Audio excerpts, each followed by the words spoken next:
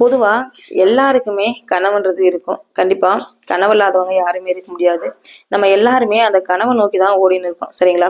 அதுவும் ஹவுஸ் ஒய்ஃப்ங்களுக்கு இன்னும் சொல்லவே வேணாம். அவங்களுக்கு இன்னும் நிறையவே கனவு இருக்கும். அதே மாதிரி பொறுப்புகளும் அதிகமா இருக்கும். ஏன்னா அவங்க வந்து அவங்களுடைய வாழ்க்கை தரத்தை உயர்த்தணும். அவங்க பிள்ளைங்களுக்கு வந்து கரெக்டான பாதையை தேர்ந்தெடுக்கணும். அவங்க ஃபேமிலியை அவங்க பார்த்துக்கணும் அப்படின்றதுக்காக நிறைய ஸ்ட்ரகிள் ஃபேஸ் பண்ணுவாங்க. நம்ம வந்து வாழ்க்கையில வெற்றி அடையணும் அப்படின்னு சொல்லிட்டு அந்த மாதிரிதான் நானும் என்னுடைய வெற்றிக்கான பாதையில என்னென்ன ஸ்ட்ரகிள் எல்லாம் ஃபேஸ் பண்றேன் அப்படின்னு சொல்லிட்டு பார்க்கலாம் வாங்க வீடியோக்குள்ள போயிட்டு. வீடியோக்குள்ள போறதுக்கு முன்னாடி நீங்க இப்பதான் நம்ம சேனலை ஃபர்ஸ்ட் டைம் பாக்குறீங்கன்னா மறக்காம நம்ம சேனலை சப்ஸ்கிரைப் பண்ணிக்கோங்க. கண்டிப்பா இந்த வீடியோ வந்து நிறைய பேருக்கு யூஸ்ஃபுல்லா இருக்கும் நான் நம்புறேன். வாங்க வீடியோக்குள்ள போயிட்டு என்னன்னு சொல்லிட்டு பார்க்கலாம். பொதுவா இந்த ஹவுஸ் ஒய்ஃபா இருக்கிறவங்க எல்லாருமே கண்டிப்பா இப்ப நிறையவே பேர் வந்து எக்ஸாம் ப்ரிப்பேர் பண்ணிட்டு இருக்காங்க. அவங்க எல்லாம் சொல்ற மெயினான விஷயம் என்னன்னு சொல்லிட்டு பாத்தீங்கன்னா, படிக்க டைம் இல்லை அப்படின்னு சொல்லிட்டு. பசங்க 2 பேர் இருக்காங்க, பசங்களை பார்த்துட்டு வீட்டை பார்த்துட்டு படிக்க டைம் இல்லை அப்படின்றதுதான். நானும் இந்த சுச்சுவேஷன் எல்லாமே ஃபேஸ் பண்ணிட்டு தான் இருக்கேன். ஏன்னா நம்ம வந்து நமக்கான டைமை நம்ம தான் ஏற்படுத்திக்கணும் எப்படினாலும் சொல்லிட்டு. ஏன்னா எல்லாருக்கும் இருக்குது அந்த 24 மணி நேரம் தான். சக்சஸ் பண்றவங்க நம்மளை விட இன்னும் நிறையவே கஷ்டப்படுறாங்க. ஏன்னா ஜாபுக்கு போயிட்டு வந்து நைட் ஷிஃப்ட் போயிட்டு வந்து படிக்கிறவங்க இருக்காங்க, நைட் ஷிஃப்ட் பகல் ஷிஃப்ட் ஒர்க் பண்ணிட்டு படிக்கிறவங்க இருக்காங்க, நிறையவே ஸ்ட்ரகிள், எவ்வளவோ சொல்ல முடியாத ஸ்ட்ரகிள்லாம் ஃபேஸ் பண்ணிட்டு படிக்கிறவங்க இருக்காங்க. சரிங்களா? அந்த மாதிரி இருக்கிறவங்க மத்தியில நமக்கு இதெல்லாம் ஒரு பெரிய விஷயமாவே இல்லை. ஏன்னா அப்படின்றத உணர்ந்ததே நான் இப்பதான் உணர்ந்துருக்கேன். ஏன்னா நானும் ஃபர்ஸ்ட்ல எல்லாம் அப்படிதான் நினைச்சேன், நம்மளால முடியலையே அப்படின்னு சொல்லிட்டு. நம்மளால முடியாது எதுவுமே இல்லை அப்படின்னு சொல்லிட்டு தான் சொல்லலாம். இப்ப அந்த மாதிரி ஒரு மைண்ட் செட்டுக்கு நான் வந்துட்டேன். ஏன்னா ஸ்டார்டிங்ல நம்ம வந்து நம்மளால ஒரு வேலை முடியலன்னா அது வந்து அடுத்தவங்க மேல பழி போட்டுருவோம். அந்த மாதிரிதான் இருக்கிறோம். எப்ப வந்து நம்ம வந்து ரெக்டிஃபை பண்ணிக்கிறோமோ, நம்மளால நம்ம அடுத்தவங்களை குறை சொல்றதால ஒண்ணுமே நமக்கு பயன் இல்லை அப்படின்னு சொல்லிட்டு நம்ம வந்து எப்ப நம்மள உணர்றோமோ அப்பதான் கரெக்டான பாதையில நம்ம போறோம் அப்படின்னு சொல்லிட்டு நான் தெரிஞ்சுக்கிறதுக்கு இவ்வளவு நாள் ஆச்சு. ஏன்னா நம்மளுடைய வேலையை வந்து நம்ம தான் பாத்துக்கணும். நம்மளுக்கான வாழ்க்கை தரத்தையும் நம்ம தான் ரெடி பண்ணிக்கணும். ஏன்னா ஹவுஸ் ஒய்ஃபா இருக்கிறவங்க வந்து சாதாரணமா இல்லை, வீட்டையும் பார்த்துக்கணும், பிள்ளைங்களையும் பார்த்துக்கணும். நம்ம வந்து இது மட்டும்தான் நம்மளுக்கு முக்கியம்னு சொல்லிட்டு இதுலயே உட்காந்துட்டாலையும் நமக்கு ஒன்றும் பண்ண முடியாது. சரிங்களா? இது எல்லாத்தையுமே நம்ம மேனேஜ் பண்ணி கரெக்டா அந்த பாதையை கடந்தா வரணும். அந்த மாதிரிதான் எக்ஸாம் ப்ரிப்பேர் பண்றதுனால நான் வந்து லாஸ்ட் குரூப் 4ல நிறையவே தப்பு பண்ணிட்டேன். அதுவும் ஒரு சில விஷயத்தெல்லாம் தெரிஞ்ச கொஸ்டின் அதை தப்பு பண்ணிட்டு வர்ற அந்த கஷ்டம் வந்து அவ்வளவு ஒரு வெளியே சொல்ல முடியாத கஷ்டம் உண்மையாலுமே சொல்ல போனா. ஏன்னா நம்ம படிச்சிருப்போம், கேள்வி நமக்கு தெரியும், கண்டிப்பா இது நம்ம படிச்ச கொஸ்டின்னு சொல்லிட்டு தெரியும். ஆனா ஆன்சர் வந்து இதுவா அதுவான்ற ஒரு மிஸ்டேக்ல வந்துடும். அந்த மாதிரி இருக்கும்போது நம்ம அந்த இடத்துல நம்ம படிச்ச கொஸ்டினை நம்ம தப்பு பண்ணிட்டு வந்துட்டோம் அப்படின்னு சொல்லும்போது இன்னும் அதுக்கான வலியும் வேதனையும் யாருக்கிட்டுமே சொல்ல முடியாது உண்மையாலுமே. அப்போ வந்து நம்ம என்ன பண்ணுவோம், இது வந்து உன்னாலதான் அப்படின்னு சொல்லிட்டு நான் வந்து பழி போட்டேன். அந்த ஒரு நமக்கு தெரிஞ்ச கொஸ்டின் ஒரு 10 கொஸ்டின் நம்ம தப்பு பண்ணிட்டு வந்துருவோம். அந்த 10 கொஸ்டின் தான் நம்ம வெற்றிக்கான தடையா இருக்குது அப்படின்னு சொல்லும்போது அதற்கான மன வேதனை வந்து யாருக்கிட்டுமே சொல்ல முடியாது உண்மையா. அந்த அளவுக்கு ஒரு நரக வேதனையா இருக்கும். அப்புறம்தான் நான் வந்து ஃபேஸ் பண்ணது இதெல்லாம். நான் வந்து அப்புறம் தான் யோசனை பண்ணேன், நம்ம ஏன் இந்த தப்பு பண்றோம் அப்படின்னு சொல்லிட்டு. நான் ஏன் அந்த தெரிஞ்ச கொஸ்டின் தப்பு பண்ணிட்டேன்னு சொல்லிட்டு பாத்தீங்கன்னா, ரெகுலரா மாட்டு வேலை இருக்கிறதுனால எக்ஸாம் ப்ரிப்பேர் பண்றது இதையே மாட்டு வேலை கரெக்டா நானும் பார்த்துருக்கிறேன். நான் எப்பப்பெல்லாம் எக்ஸாம் எழுத போனா அன்னைக்குதான் வந்து கரெக்டா எங்க வீட்டுக்காருக்கு டியூட்டி வந்துடும்.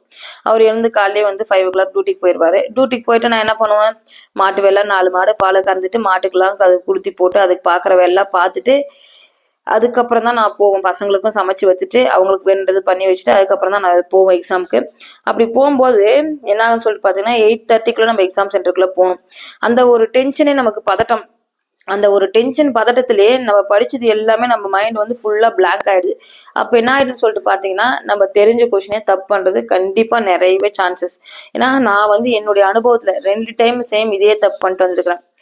அது உணர்றதுக்கு எனக்கு இவ்வளவு நாள் ஆச்சு. அப்ப தப்பு பண்ணிட்டு வந்து நான் என்ன சொல்லுவேன்னா, ரிசல்ட் வந்து அந்த கரெக்டா அந்த மார்க் நான் பார்க்கும் எழுதிட்டு வரும்போது நமக்கு தெரிஞ்சிடும், கண்டிப்பா இந்த கொஸ்டின் எல்லாம் நம்ம தப்பு பண்ணணும்னு சொல்லிட்டு வந்து ஆன்சர் கீ பார்க்கும்போது நமக்கு கண்டிப்பா தெரிஞ்சிடும். எழுதும் போதே தெரிஞ்சிடும், இதுவா அதுவா நமக்கு கன்ஃபியூஸ் வந்தாவே இந்த கொஸ்டின் அவுட்டு அப்படின்ற மாதிரி தெரிஞ்சிடும் எனக்கும். ஏன்னா என்னுடைய அனுபவத்துல நான் சொல்றேன், அந்த மாதிரி ஆயிடுச்சு. அப்போ வந்து நான் என்ன பண்ணுவேன்னு சொல்லிட்டு பாத்தீங்கன்னா, எங்க வீட்டுக்கார மேல பழகி தூக்கி போட்டுருவேன், உன்னாலதான் இது ஆச்சு அப்படின்னு சொல்லிட்டு. அப்புறம் தான் நான் வந்து யோசனை பண்ணி பார்த்தேன், நம்ம ஏன் எந்த இடத்துல தப்பு பண்றோம். நம்மளுடைய வெற்றிக்கான அந்த தடையா இருக்கிறதே ஒரு 5 கொஸ்டின், இது 10 கொஸ்டின் தான், 10 to 12 கொஸ்டின் தான். அது ஏன் எந்த இடத்துல நம்ம மிஸ்டேக் பண்றோம், ஏன் நம்மளுக்கு இதே மாதிரி வருது, கரெக்டா 2 டைம் சேம் இதே மாதிரி வருது அப்படின்னு சொல்லிட்டு யோசனை பண்ணேன். அதுக்கப்புறம் தான் தோணுச்சு, நம்ம ஏன் அவங்க மேல பழி போடுவோம், நம்மளுடைய தப்பு நம்ம உணரல, ஆனா அடுத்தவங்க மேல பழி போடுறோம். ரெகுலரா நம்ம செய்யற வேலை தான் நம்ம பார்த்துட்டு போறதுதான். நம்ம ரிலாக்ஸா போயிட்டு எழுதினா நம்ம பாட்டு நம்ம அழகா போட்டு வந்துக்கலாம் அப்படின்னு சொல்லிட்டு யோசனை பண்ணி என்னுடைய தப்பை வந்து நான் உணர ஆரம்பிச்சேன். அப்பதான் தெரிஞ்சு நான் என்ன பண்ணுவேன்னு சொல்லிட்டு பாத்தீங்கன்னா, ஆல்ரெடி ஃபுல்லா படிச்சிருவேன், ஆனா வந்து ஒழுங்கா ரிவிஷன் பண்ண மாட்டேன். ரிவிஷன் பண்ணாதனால என்ன பண்ணுவேன்னு சொல்லிட்டு பாத்தீங்கன்னா, அந்த இடத்துல நமக்கு இது அதுவான்னு சொல்றது ஒரு பயம், ஒரு அந்த டென்ஷன்ல தப்பா போட்டுறோம். அதுதான் யோசனை பண்ணிட்டு அதை உணர்றதுக்கு எனக்கு இவ்வளவு நாள் ஆச்சு. இந்த எக்ஸாம் ப்ரிப்பேர் பண்ணிட்டு எடுத்த உடனே எக்ஸாம் ப்ரிப்பேர் பண்ணி பாஸ் பண்றவங்க வந்து 100% தான். இது 90% 2 வருஷம் 3 வருஷம் 4 வருஷம் 5 வருஷம் படிச்சு போறவங்க எல்லாம் இருக்கிறாங்க. கண்டிப்பா இவ்வளவு ஸ்ட்ரகிள் எல்லாம் ஃபேஸ் பண்ணிட்டு போறவங்க தான் இருக்கிறாங்க. ஏன்னா நமக்கு வந்து எடுத்த உடனே படிச்சு பாஸ் பண்ற அந்த சூழ்நிலை அமையல. கண்டிப்பா ஹவுஸ் ஒய்ஃபா இருக்கிறவங்க எல்லாமே பார்த்துட்டு தான், எல்லாமே மேனேஜ் பண்ணிட்டு தான் அவங்க கண்டிப்பா அந்த வேலையை செஞ்சு ஆகணும் அப்படின்ற கட்டத்துல கால அந்த மாதிரி ஒரு காலகட்டாயத்துல உட்காந்துப்போம். நம்ம இதையும் தான் பார்த்தாகணும், அதையும் தான் பார்த்தாகணும். எதையுமே வந்து நம்ம ஒமிட் பண்ணவும் முடியாது. நம்ம கண்டிப்பா நம்ம பிறந்ததுல நம்ம இவ்வளவு படிச்சதுல நம்ம கண்டிப்பா நம்மளுக்கான ஒரு அச்சீவ்மெண்ட் ஏதாவது பண்ணணும்னா கண்டிப்பா அந்த ஸ்ட்ரகிள் எல்லாம் ஃபேஸ் பண்ணி ஆகணும் அப்படின்றத நான் உணர ஆரம்பிச்சேன். அப்பதான் எனக்கு வந்து நம்ம வந்து இந்த அளவுக்கு தப்பு பண்ணிட்டு அடுத்தவங்க மேல பழிய போடுறோம் அப்படின்றத உணர்றதுக்கு எனக்கு இந்த அளவுக்கு இவ்வளவு நாள் ஆச்சு. அதனாலதான் நான் வந்து ரிவிஷன் பண்ணுவேன். ஆனா என்ன சொல்லிட்டு பாத்தீங்கன்னா, அந்த எக்ஸாம் ஒரு 20 டேஸ்க்கு முன்னாடிதான் வந்து கொஞ்சம் ஃபுல் ஃபிளட்ஜா இறங்கி வந்து ரிவிஷன் பண்ண ஆரம்பிப்பேன். அந்த ரிவிஷன் பண்றதுல வந்து தமிழுக்கே பாதி நாள் போயிடும். அது டென்ஷன்ல இன்னும் சொல்லவே தேவையில்ல. அந்த டென்ஷன்லயே ஃபுல்லா அந்த லாஸ்ட் அந்த 20 டேஸ்ல அந்த நம்ம எனக்குலாம் அந்த லாஸ்ட் ஒரு 1 வீக் முன்னாடி ஃபுல்லா காய்ச்சலே வந்துடும். அந்த அளவுக்கு ஆயிடும். அந்த மாதிரி ஒரு டென்ஷன் இந்த மாதிரி ஆயிடும். அதுல வந்து நம்ம என்ன சொல்லுவோம்னு சொல்லிட்டு பாத்தீங்கன்னா, நம்ம ரிவிஷன் பண்ணதுலயும் ப்ராப்பரா அது வந்து நம்ம மண்டைக்கு ஏறாது. அந்த மாதிரிதான் போயிட்டு இருந்துச்சு. அது உணர்றது அது இப்பதான் நான் உணர்ந்திருக்கிறேன். இந்த மாதிரிதான் நம்ம பண்ணிருக்கிறேன் அப்படின்னு சொல்லிட்டு. அதனாலதான் இந்த முறை இந்த அளவுக்கு நம்ம தப்பு பண்ணக்கூடாது அப்படின்னு சொல்லிட்டு ஏர்லி மார்னிங் இருந்து நம்ம படிக்கலாம். ஏன்னா நம்ம மாடுக்கன்னு வச்சிருக்கனால நம்மளுக்கு பகல் டைம்ல படிக்கிறதுக்கு அந்த அளவுக்கு நமக்கு வாய்ப்பு இல்லை. வாய்ப்பு கிடைக்கிற டைம் நம்ம யூஸ் பண்ணிக்கலாம். ஆனா அதுக்கு முன்னாடி வந்து ரெகுலரா நம்ம எழுந்து படிச்சிடணும் மார்னிங்ல அப்படின்னு சொல்லிட்டு முடிவு பண்ண ஆரம்பிச்சேன். அப்புறம் தான் சரின்னு சொல்லிட்டு ஃபர்ஸ்ட் 5 o'clock எழுந்தேன். அதுக்கப்புறம் 4 o'clock எழுத ஸ்டார்ட் பண்ணேன். கொஞ்சம் கொஞ்சமா தூக்கம் ஃபர்ஸ்ட்ல ஸ்டார்டிங் எல்லாம் கொஞ்சம் கஷ்டமா தான் இருந்தது. பட் வந்து நம்ம வந்து ஏதாவது ஒண்ணு சாக்ரிஃபைஸ் பண்ணாதான் நமக்கு ஏதாவது ஒண்ணு கிடைக்கும் அப்படின்றத தெரிஞ்சுக்கிறதுக்கே எனக்கு இவ்வளவு நாள் ஆயிடுச்சு. ஏன்னா நம்ம வந்து அடுத்தவங்க மேல பழி போட்டுருந்தா காலம்பரம் நம்ம பழி மட்டும்தான் போட்டிருக்கோம் தவிர நம்ம வாழ்க்கையில வந்து முன்னுக்கு போக முடியாது அப்படின்றத இப்பதான் தெரிஞ்சுக்கிட்டேன் நான். நம்ம செய்யற வேலையை வந்து ப்ராப்பரா நம்ம இந்த வேலை செய்யறோம்னு சொல்லிட்டு நமக்கு தெரியும். அதுக்கான டைம் வந்து நம்ம தான் கரெக்டா ஏற்படுத்திக்கணும் அப்படின்றத இது மூலமா நான் தெரிஞ்சுக்கினேன். அதுக்கப்புறம் வந்து நம்மள வந்து கொஞ்சம் கொஞ்சமா நானே மாத்திக்க ஆரம்பிச்சேன். ஏன்னா நம்ம அப்படியே இருந்தோம்னா கண்டிப்பா ஆல்ரெடி பண்ண மாதிரிதான் தப்பு பண்ணிட்டு வந்து மறுபடியும் அடுத்த முறைன்னு சொல்லிட்டு போயிட்டு இருக்கணும். கண்டிப்பா இன்னொரு முறை அடுத்த முறைன்றதுக்கான வாய்ப்பு நம்ம கொடுக்க கூடாது. அப்படின்னா கண்டிப்பா நம்ம வந்து நம்மள மாத்திக்கணும் அப்படின்றத நான் தெரிஞ்சுக்கிட்டேன். அதனால என்ன பண்ணான்னு சொல்லிட்டு பாருங்க, இதுக்கு முன்னாடி எல்லாம் படிப்பேன், காலைல எழுந்து படிப்பேன். ஆனா வந்து அந்த லாஸ்ட் 20 டேஸ் இருக்குல்ல, அந்த டைம்ல மட்டும் தான் 7 மணிக்கு எழுந்து ரிவிஷன் பண்ணும்.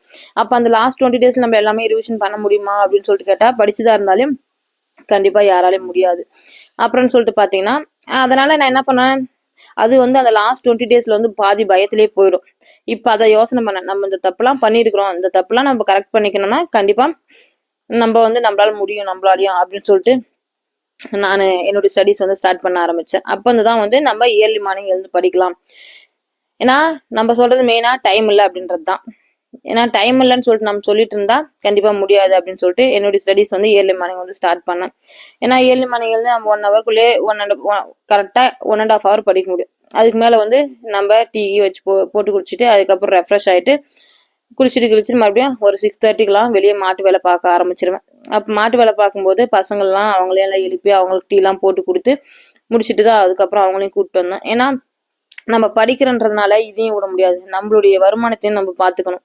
நம்மள 10 காசு இல்லைன்னா யாரும் மதிக்க மாட்டாங்க. உண்மையாலுமே கட்டின புருஷனா இருந்தாலும் 10 காசு எல்லாம் மதிக்க மாட்டாங்க. ஆனா எனக்கு அந்த மாதிரி கொடுப்பனால பட் இருந்தாலும் எனக்கு வந்து சின்ன வயசுல இருந்தே நம்ம வந்து நம்மளுடைய வருமானத்துல இருக்கணும் அப்படின்றது. நான் மாட்டுல வர்ற வருமானம்லாம் 1 ரூபாய் அவங்க கேட்கவும் மாட்டாங்க, நானும் கொடுக்க மாட்டேன். சேவிங்ஸ் வச்சுக்குவேன். ஏன்னா நமக்கு வந்து நம்ம பிள்ளைங்க இருக்காங்க, திடீர்னு அவங்களுக்கே ஒரு கஷ்டம்னா கண்டிப்பா அவங்கள எதிர்பார்க்காம யாருக்கிட்ட நம்ம 1 ரூபாய் வாங்காம நம்ம எடுத்து கொடுக்கலாம். அந்த இடத்துல நம்ம இருக்கணும் அப்படின்னு சொல்லிட்டு சின்ன வயசுல இருந்து என்னுடைய சுயதுல இருக்கணும்னு சொல்லிட்டு எனக்கு ரொம்பவே ஆசை. இவ்வளவு நாள் வரைக்கும் நான் அப்படிதான் இருந்துட்டு வரேன். அதனாலதான் இந்த மாடுலாம் வச்சுட்டு இவ்வளவு கஷ்டப்பட்டு இருக்கேன். சரி ஒன்னும் பிரச்சனை இல்லை, இதுவும் கடந்து போகும், இதுவும் நல்லாதான் இருக்குது அப்படின்னு சொல்லிட்டு நம்மள நாமளே தேத்திக்க வேண்டியதுதான். எனக்கு ரொம்ப பிடிச்சிருக்குது ஆனா இந்த வேலை செய்யறதுக்கு. என்னன்னா அதுக்கான சூழ்நிலை வந்து நம்மளுக்கு கரெக்டா அமையணும் அப்படின்றது மட்டும்தான். அதுக்கப்புறம் சரின்னு சொல்லிட்டு பசங்களையும் எழுப்பிப்பேன். பசங்க வந்து நிறையவே ஹெல்ப் பண்ணுவாங்க எனக்கு இந்த மாட்டு வேலை செய்யறதுலாம். ஏன்னா பாதி வேலை வந்து நான் செய்யற வேலை கண்டிப்பா அவங்க எடுத்துக்கிறாங்க. அவங்களுக்கும் தெரியும் நம்ம அம்மா இந்த மாதிரிலாம் கஷ்டப்படுறாங்க நமக்கோசரம் தான் அப்படின்றத அவங்களும் உணர்றாங்க. அதனாலே கண்டிப்பா என்ன பண்ணுவாங்கன்னு சொல்லிட்டு பார்த்தாங்கன்னா அவங்களால முடியிற வரைக்குமே செய்வாங்க. நாங்க எழுந்து 4 மாடு நான் பால் கறக்கிறதுக்குள்ளே 4 மாடு பால் கறக்கிறதுக்கு எப்படியும் குறைஞ்சபட்சம் 3/4 மணி நேரத்துக்கு மேல ஆயிடும். அதுக்குள்ளே ஒரு ஆள் வந்து என்கிட்ட மாட்டு நிற்பாங்க. ஒவ்வொரு மாடு உதைக்கும், அதனால மாட்டுக்கிட்டு நிற்பாங்க. இன்னொரு ஆள் வந்து என்ன பண்ணுவாங்கன்னு சொல்லிட்டு பார்த்தா மாட்டுக்கெல்லாம் தீவனம் போட்டு குளுத்தி காட்ட ஆரம்பிச்சிருவாங்க. வெளியவே அந்த பஞ்சாயத்து தண்ணி வரும், அதை பிடிச்சி பிடிச்சி குளுத்தி போட ஆரம்பிச்சிருவாங்க. இப்படிதான் ரெகுலரா வந்து லைஃபை கொண்டு போவோம். சாதாரண விஷயம் இல்லை. அது மாடு பால் கறக்குன்றதுனால நிறையவே ஹெல்த் இஷ்யூ வரும். அதையும் நம்ம ஃபேஸ் பண்ணி தான் ஆகணும். அதான் ஃபர்ஸ்டே சொல்லியிருக்கேன், நமக்கு ஒண்ணு கிடைக்கணும்னா கண்டிப்பா ஒண்ணு நம்ம இழந்தாதான் முடியும். அதுக்கு அதான் இதுவும் கடந்து போகும் அப்படின்னு சொல்லிட்டு நமக்கு வந்து இதையே லைஃப் கிடையாது. நம்ம ஒரு கொஞ்ச நாளைக்கு தான் நமக்கான ஒரு கரெக்டான பாதை அமையிற வரைக்கும் நம்ம இதை கொண்டு போலாம். ஏன்னா நமக்கு ஒரு நல்ல காலம் பிறக்கும் அப்படின்னு சொல்லிட்டு நல்ல காலம் பிறக்கிற வரைக்கும் நம்ம இப்படியே உட்காந்துக்கலாம்னு சொல்லிட்டு இருந்தா நம்ம வந்து போவா தின்றதுக்கு என்ன பண்றது சொல்லுங்க பாக்கலாம். நம்மளுக்கும் ஒரு குடும்பம் ஆயிடுச்சு, இந்த பிள்ளைங்க ஆயிடுச்சு. பிள்ளைங்க திடீர்னு ஒண்ணு கேட்டா என்கிட்ட காசு இல்லமான்னு சொல்லிட்டு சொல்லவும் முடியாது. நம்ம அதே மாதிரி எல்லாத்துக்கும் வீட்டுல இருக்க புருஷங்க எதிரும் எதிர்பார்க்கவும் முடியாது. நம்ம கிட்ட 4 காசு இருந்தாதான் அது கட்டின புருஷனால்தான் நம்ம மதிப்பாங்க. ஆனா எங்க வீட்டுல அப்படி இல்லை. அதாவது வேணுன்றது பண்றாங்க, பட் இருந்தாலும் நம்ம வந்து நம்ம சுய காலில் நிக்கணும் அப்படின்றது எனக்கு சின்ன வயசுல இருந்தே ஆசை. அதனால வந்து நான் வந்து இந்த மாடை மேனேஜ் பண்ணிட்டு நான் பார்த்துப்பேன். இதுல வர்றது வந்து இப்ப திடீர்னு சேவிங்ஸ் ஏதாவது வச்சுப்போம். திடீர்னு எதனா ஒரு அவசர செலவு வருதுன்னா நம்ம யாரையும் கேட்காம நம்ம பாட்டு நம்ம எடுத்து பண்ணிக்கலாம். ஆனா நிறைய பேர் என்ன சொல்றான்னு பாத்தீங்கன்னா வீட்டுல வந்து பிள்ளைங்களை பார்த்துட்டு வீட்டுல சமையல் செஞ்சுட்டு படிக்க முடியல அப்படின்றாங்க. அந்த மாதிரிலாம் நம்ம சொல்லிட்டு இருந்தா காலம்பூரா நம்ம வந்து வாய்தா சொல்லிட்டே தான் இருக்கணும். ஒண்ணுமே பண்ண முடியாது. கண்டிப்பா நீங்களும் உங்களுக்கான கிடைக்கிற டைமை வந்து யூஸ்ஃபுல்லா மாத்திக்கோங்க. கண்டிப்பா நம்ம நினைச்சா ஒவ்வொருத்தரும் கண்டிப்பா சாதிக்க முடியும். ஏன்னா நிறைய பேர் இன்னும் நிறையவே ஸ்ட்ரகிளை ஃபேஸ் பண்ணலாம் படிச்சு பாஸ் பண்ணவங்க இருக்கிறாங்க. வீட்டுல இருந்து படிக்கிற ஹவுஸ் ஒய்ஃபுங்க கண்டிப்பா அவங்களுக்கான நேரத்தை மாத்திக்கோங்க. ஏன்னா பிள்ளைங்களை பார்த்துட்டு படிக்கிறதுலாம் பெரிய விஷயமே கிடையாது.